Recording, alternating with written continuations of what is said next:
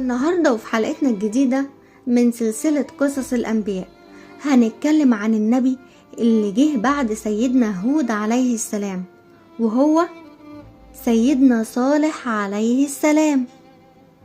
قوم سيدنا صالح اللي هم قوم ثمود، دول القوم اللي جهم بعد قوم عاد. كانت قبيلة مشهورة جدا، كانوا ساكنين في الأرض. فين؟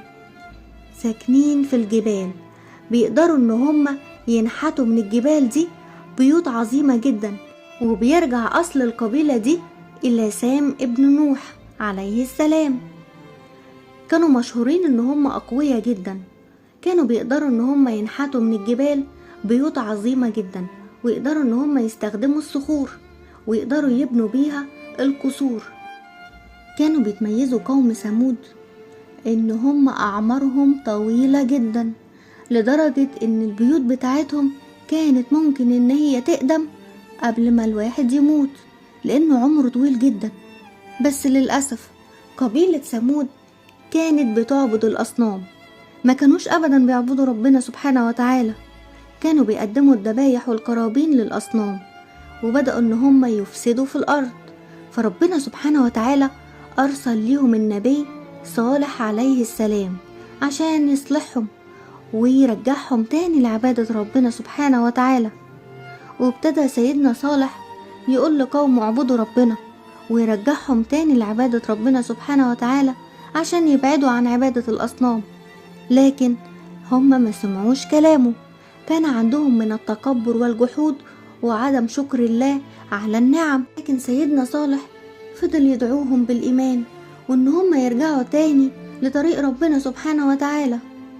وابتدى شوية من قومه يؤمنوا بربنا سبحانه وتعالى ويتبعوا سيدنا صالح، لحد لما راح له شوية من الكافرين وبدأوا يقولوا له احنا محتاجين معجزة تثبت لنا ان انت رسول من عند ربنا.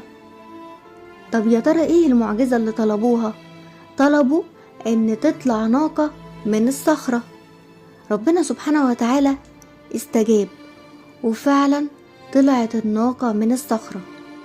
كانت ناقة صالح معجزة كبيرة لقومه، كانت هدية كبيرة من ربنا سبحانه وتعالى ليهم، ما كانتش ناقة عادية، كانت معجزة كبيرة. كانت بتشرب يوم وقوم صالح يوم، وفي اليوم اللي بتشرب فيه الناقة كان قوم صالح بيشربوا من لبنها اللي بيكفي القبيلة بالكامل.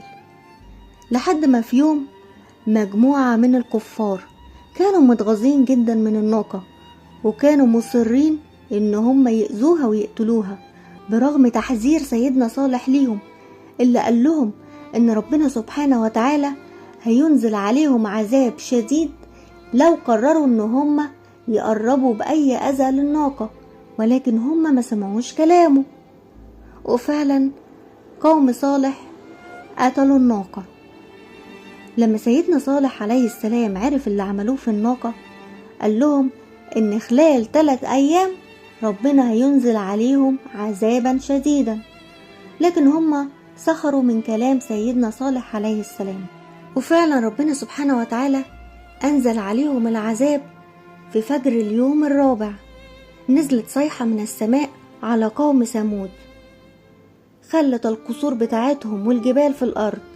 وبكده يكون انتهى قوم ثمود ونالوا عقاب ربنا سبحانه وتعالى على اللي عملوه في ناقة صالح. أما سيدنا صالح والقوم المؤمنين كانوا خرجوا مع نبي الله صالح قبل الصيحة، وبكده يكون ربنا عاقب قوم ثمود على اللي عملوه في الناقة.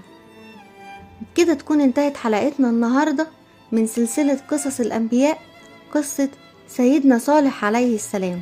استنوني في الحلقة الجاية مع قصة نبي جديد من سلسلة قصص الأنبياء.